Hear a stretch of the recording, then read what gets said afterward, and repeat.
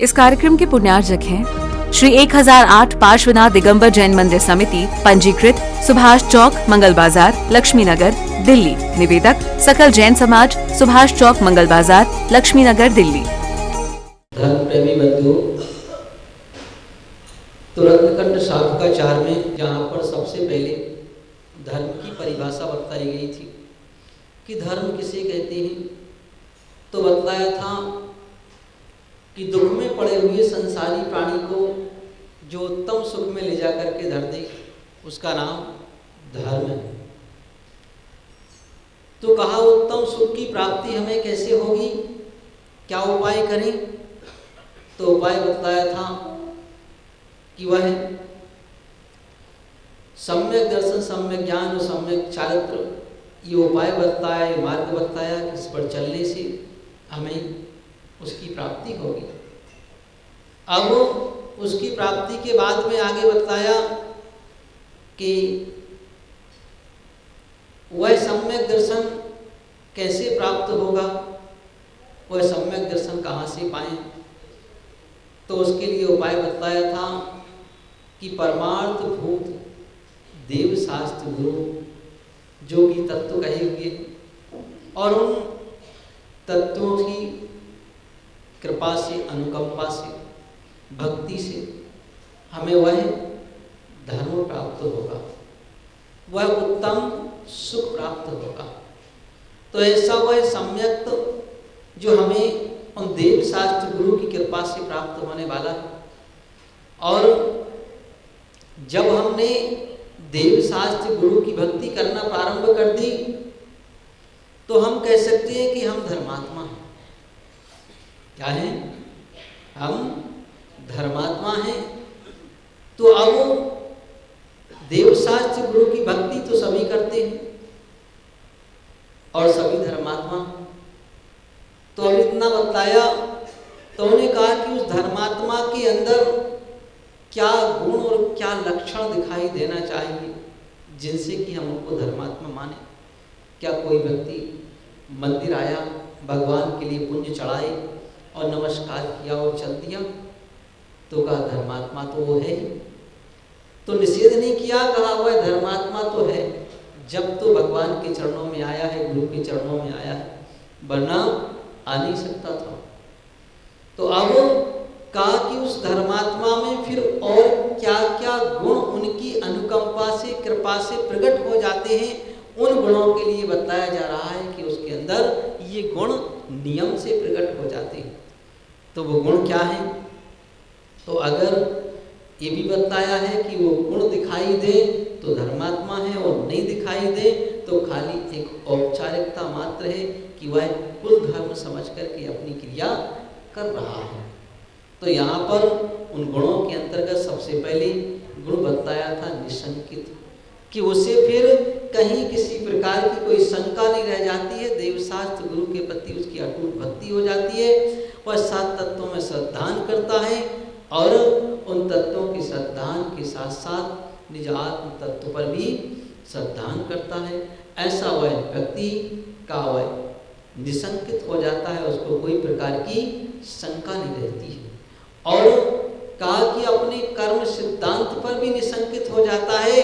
कभी जीवन में उतार चढ़ाव भी आता है तो उसको जानता है कि ये हमारे ही अपने कर्मों का फल है, अन्यथा दूसरी कोई चीज नहीं।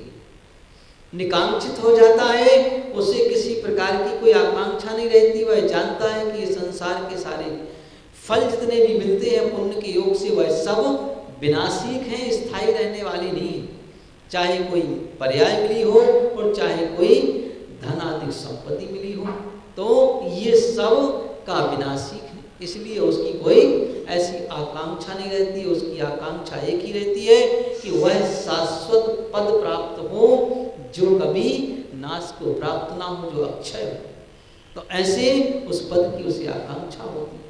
फिर वह का तीसरे नंबर पर निर्वी चिकित्सा का उसे किसी कार्य में गिरानी नहीं होती है। वह पुद्गल की परिणतियों को देख करके उनमें गिलानी भी नहीं करता है। और कहा कि कोई अगर उससे विपरीत चलने वाला हो तो उसके प्रति भी उसको गिलानी नहीं होती, वह गिलानी को जीतने वाला होता है। ऐसा का वह निर्विचिकित्सांक होता है। फिर कहा कि चौथा उसमें गुण जो दिखाई देता है वह होता है अमूढ़ दृष्टि, मतलब उसके अंदर कोई मूढ़ता नहीं हुआ करती है। वह जानता है कि देव शास्त्र गुरु ही हमारे आराध्य हैं, इसके अलावा हमारे कोई आराध्य नहीं है। तो मूढ़ता के विषय में पहले भी आपको बताया था कि मूढ़ता का मतलब क्या होता है कि लौकिक कार्यों को अगर धर्म समझ के करता है तब तो मूढ़ता है, और अगर लौकिक कार्यों को लौकिक समझ के करता है तो उसमें कोई मूढ़ता नहीं हुआ करती है। लौकिक है, कर रहे हैं, करने में आनंद आ रहा है तो कर रहे हैं। जैसे लौकिक कार्यों में कहा है कि आगे आएगा कि सागर स्नान आदि कि नदियों में स्नान कर लेने पर, समुद्र में स्नान कर लेने पर धर्म हो जाता है, का वो धर्म नहीं है। स्नान करने को मना नहीं है, स्नान आप बहुत अच्छे से करो, खूब करो, दिन में 4 बार करो, उसके लिए कोई मना नहीं है। तो चाहे नदी में करो, चाहे तालाब में करो, और चाहे समुद्र में करो, उसके लिए निषेध नहीं है। अगर निषेध होता तो फिर का भगवान नबीनाथ स्वामी शायद जल क्रीड़ा न करते, भगवान राम शायद नदियों में स्नान न करते, लेकिन उन सब ने किया है। इसका मतलब कि वहाँ निषेध बिल्कुल नहीं है, लेकिन ऐसा मत कहना कि मैं नदी में स्नान कर लिया तो धर्म हो गया, इसके लिए मूढ़ता कहा है। बाकी इसके लिए सांसारिक कार्य करने को कोई मूढ़ता नहीं कहा हुआ है। आप प्रेम से करो, खूब अच्छे से कर सकते हो, तो इस तरह का ये कार्य में तो ऐसा अमूढ़ दृष्टि अंग कहा हुआ है। फिर का जो धर्मात्मा होता है, वह धर्मात्मा, एक धर्मात्मा दूसरे धर्मात्मा की कभी हंसी नहीं उड़ाता है। उसका नाम, जिसका नाम उपगुहन है, क्योंकि ये संसार है, कर्म का योग सब प्राणियों के साथ लगा हुआ है, कर्म का योग लगा हुआ है, तो ऊंच नीची स्थितियां भी बनेगी, क्योंकि वो केवल जब भगवान बन जाते हैं तब की अवस्था को छोड़ के, उसके पहले तो कर्म का योग सबके साथ लगा है, और सबके साथ लगा है तो कहा ऊंच नीची स्थितियां सब प्रकार से बनेगी। श्रद्धान से भी बन सकती हैं, चारित्र से भी बन सकती हैं। तो कहा धर्मात्मा व्यक्ति उनको चर्चा का विषय नहीं बनाता है, इसका नाम उपगुहन अंग है, उसको ढक देता है। ये धर्मात्मा की एक पहचान होती है, और धर्मात्मा इसलिए भी पहचान होती है कि धर्मात्मा व्यक्ति अपना अहित नहीं चाहता है, क्योंकि हम दूसरे की निंदा आदि करने में लग जाएंगे तो उससे हमारा अहित पहले होगा, दूसरे का बाद में होगा, है ना। ये पहली स्थिति होती है। जैसे आप होली खेलते ना, तो होली में किसी का मुँह काला करना हो तो क्या करना पड़ता है, अपने हाथ, है ना। अब अगर सामने वाला जबरदस्त हुआ, मान के चलो अपने कुलदीप जैसा, है ना, तो वो उनके हाथ पकड़ के उसके मुँह पर रगड़ देगा, है ना, तो क्या होगा। तो कहा कि अगर जबरदस्त हुआ तो नहीं कर पाएंगे, तो उसका मुँह तो काला हुआ नहीं, अपने हाथ पहले नाल पीले हो गए, उसमें कोई दिक्कत नहीं, है ना। तो इसलिए का दूसरे की निंदा करने से, ये पहली बात होती है, उपगुहन अंग का पालन न करने से उसका तो जो होगा वो तो वो जाने, भगवान जाने जो होना होगा। लेकिन कहा कि उसकी दूसरे की निंदा करके हम अपने का नीच गोत्र का बंध कर लेते हैं, क्योंकि त्वरण सूत्र में कहा हुआ है कि पराग निंदा सत सत गुणोच्छादो नीचई वृत्ति, का अपनी प्रशंसा और दूसरे की निंदा करने से हमेशा नीच गोत्र का बंध हुआ करता है। तो कहा उसके हम अधिकारी व्यर्थ में बन जाएंगे, तो इस तरह का उसके लिए निषेध किया गया कि भाई हमें, क्योंकि धर्मात्मा उस नीच अवस्था को प्राप्त हो नहीं सकता है, इसलिए यहाँ कहा कि ये सब स्थितियाँ तो उसको ढक देता है। और फिर अगर कोई धर्मात्मा किसी अपने धर्म आदि से विचलित होता है तो उसको वह पुनः अपने स्थान पर लगाने का प्रयत्न करता है कि भाई धर्म से दूर मत हटो, ये अपना पहला कर्तव्य है। तो इस तरह ये स्थितिकरण होता है कि वह उसको पुनः अपने कार्य पर लाता है, समझाता है, बुझाता है, जानता है कि कोई बात नहीं, ये तो सब कुछ होता रहता है, संसार है, कर्म का योग है, इसलिए हो जाता, तुम्हारे साथ थोड़ी ना हुआ है। अरे अच्छे महापुरुष होता रहता है, फिर तुम तो कहाँ लगते, इसलिए अपने काम में लगो। ऐसा वह धर्मात्मा का एक लक्षण हुआ करता है जिसका नाम स्थितिकरण होता है। अब आगे अंग का नाम बताते हैं, वात्सल्य अंग। कौन सा अंग? 7वें नंबर पर वात्सल्य अंग की चर्चा यहाँ पर चल रही थी।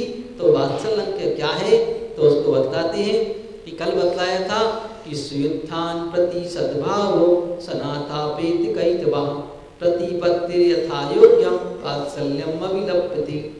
तो वात्सल्य अंग बताया जा रहा है कि बिना किसी अपेक्षा के, अपेत कैतवा, कोई अपेक्षा नहीं, निरपेक्ष होकर के का कि वह का वात्सल्य अंग का धारी है कि जो अपने सहधर्मी के प्रति, सुयुत्थान प्रति सद्भाव का, अपने सहधर्मी भाई के प्रति का जो प्रेम रखा जाता है वात्सल्य, तो का वह प्रेम भी कैसा हो? का निस्वार्थ हो। ऐसा वह निस्वार्थ प्रेम यहाँ पर बताया जा रहा है का जैसे गाय और बछड़े में निस्वार्थ प्रेम होता है। देखिए हमारे आचार्य भगवंतों ने मनुष्यों को समझाने के लिए त्रियंचों के दृष्टांत दिए, है ना? का किसी मानव की चर्चा ना की कि कैसा प्रेम होना चाहिए, तो उसमें त्रियंच प्राणी बताए कि जैसे गाय अपने बछड़े से प्रेम करती है और उसको कोई अपेक्षा नहीं होती है कि ये बड़ा हो जाएगा तो हमारे काम आएगा, कुछ होगा, कुछ भी नहीं, बस भाई तू बड़ा हो गया, तुम जान तेरा काम हम अपना। तो का ऐसा प्रेम जहाँ कोई स्वार्थ ना छिपा हो, निस्वार्थ हो, तो ऐसा प्रेम सहधर्मी के प्रति हो कि हमें अपना कोई वो नहीं है, ठीक है। तो का इस तरह का प्रेम बिना किसी बनावटी के, बनावट उसमें कुछ भी ना हो, नेचुरल हो, वास्तविक हो, तो सहधर्मी के प्रति ऐसा प्रेम होना ये वात्सल्य अंग का प्रतीक हुआ करता है। तो उसमें का जो भी सहधर्मी है, हम एक ही धर्म के अनुयायी हैं, सहोदर नहीं है, का कि जब हम एक ही धर्म के अनुयायी हैं, एक ही धर्म को मानने वाले, तो उनके प्रति हमें का परस्पर में प्रेम इस तरह से होना चाहिए। तो इस तरह का प्रेम जब हमारे अंदर हो तो कहा वह वात्सल्य अंग कहलाया है। तो इस तरह का प्राणी मात्र के प्रति वह वात्सल्य, तो कल आपको बताया था कि उस वात्सल्य अंग में श्री रामचंद्र जी की कथा भी आपको सुनाई थी कि एक बहुत अच्छा मार्मिक प्रसंग है वात्सल्य अंग के ऊपर श्री रामचंद्र जी का, कि घटना उस समय की है कि जिस समय राम ने रावण के ऊपर आक्रमण किया और रावण ने भी राम के ऊपर आक्रमण किया। सभी ने पढ़ी होगी घटना, लेकिन जो महत्वपूर्ण चीज है वह तब बताना जा रहे हैं कि जिस समय उन्होंने आक्रमण किया और दोनों एक दूसरे को मारने को तैयार थे, जिस समय श्री राम इंद्रजीत और कुंभकर्ण का सामना कर रही थी और उन्होंने इंद्रजीत और कुंभकर्ण को भी नागपाश के द्वारा बंधन में डाल लिया और श्री लक्ष्मण का रावण का सामना कर रही थी।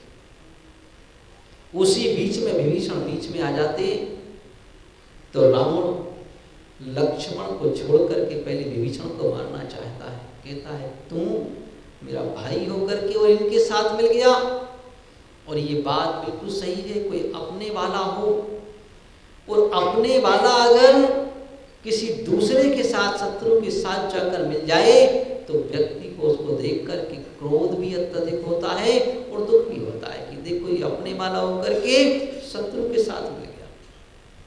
ये भी है, चाहते तो ये भी कह सकते थे कि नहीं मैं मध्यस्थ हूं, न तुम्हारी तरफ न तुम्हारी तरफ, मैं किसके पास जाऊं, मैं एक ओर तुम मेरे भाई हो, दूसरी ओर न्याय है, तो फिर ऐसा करता हूं मैं हर दूर हट जाता हूं, न तुम्हारी तरफ हूं न उनकी तरफ। ऐसा भी हो सकता था, लेकिन नहीं, वह जाकर के राम से मिले और जब सामने आए तो रावण को बड़ा क्रोध आया।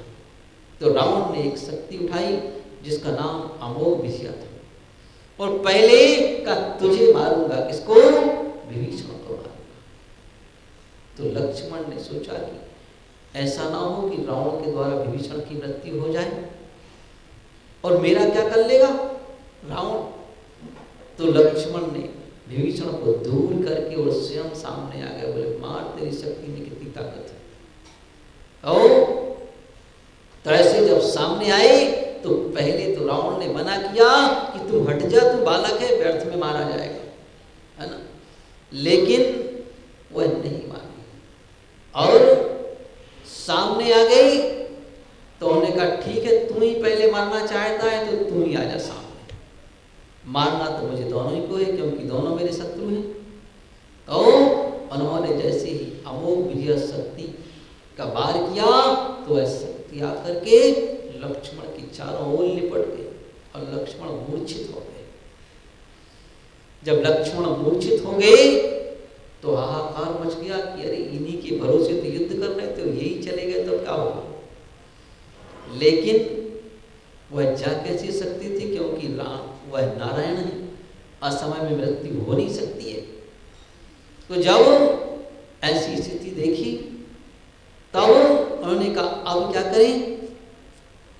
तो राम ने रावण से पहले आज्ञा मांगी कि अब अगर आपकी आज्ञा हो तो मैं अपने भाई को देख लूं, युद्ध विराम करूं। तो रावण ने कहा मैं तो परम दानी हूं, मांगने वाले को क्या नहीं देता। तुमने अगर आज्ञा मांगी है तो यो मस्तु, जाओ देख लो, आगे युद्ध करेंगे जब कभी आगे समय आएगा। तो उन्होंने देखा कि ये तो मूर्छित हो गया और नीला पड़ गया। तो दुखी हुए वो भी। अब उपाय खोजा गया कि आखिर कैसे ये शक्ति दूर होगी। उस संयोग की बात कि उपाय भी मिल गया। इस कार्यक्रम के पुण्यार्जक थे श्री 1008 पार्श्वनाथ दिगंबर जैन मंदिर समिति, पंजीकृत सुभाष चौक, मंगल बाजार, लक्ष्मी नगर, दिल्ली। निवेदक सकल जैन समाज, सुभाष चौक, मंगल बाजार, लक्ष्मी नगर, दिल्ली।